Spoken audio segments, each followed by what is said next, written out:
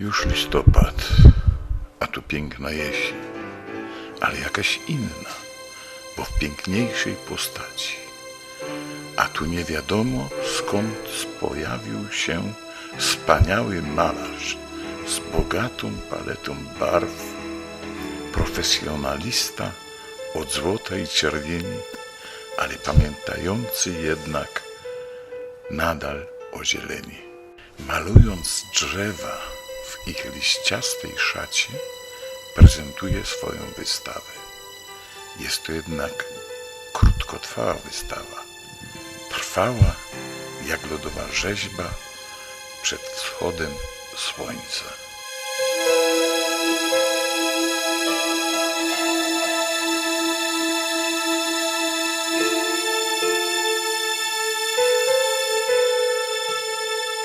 Każdy listek w swoim żywocie ma bogate przeżycia.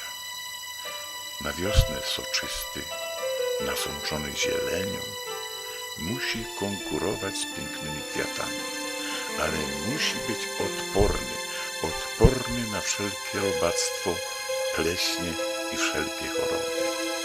A kiedy to przetrwa, musi się przygotować na lato, na deszcze, burze, wichury, susze i upały.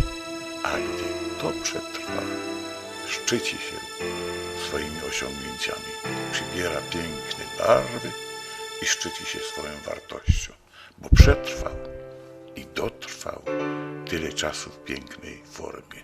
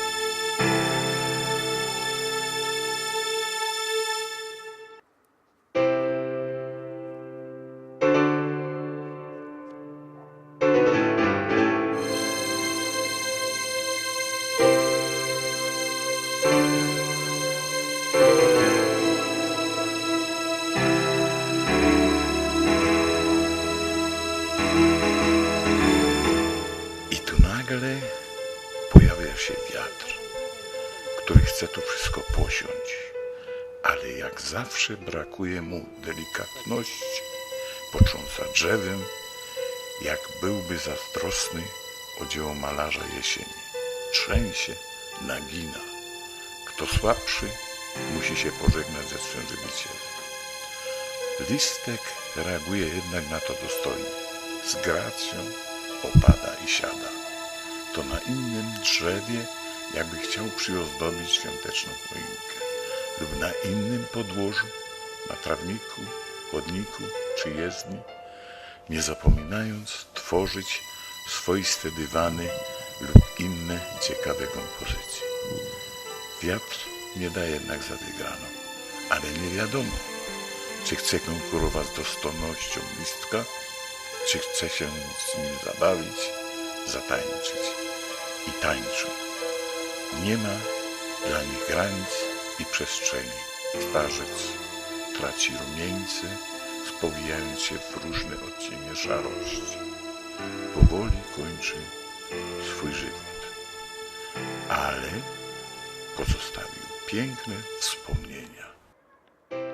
Człowieku, zastanów się, czy żywot tego listka nie jest czasem podobny do twego żywota.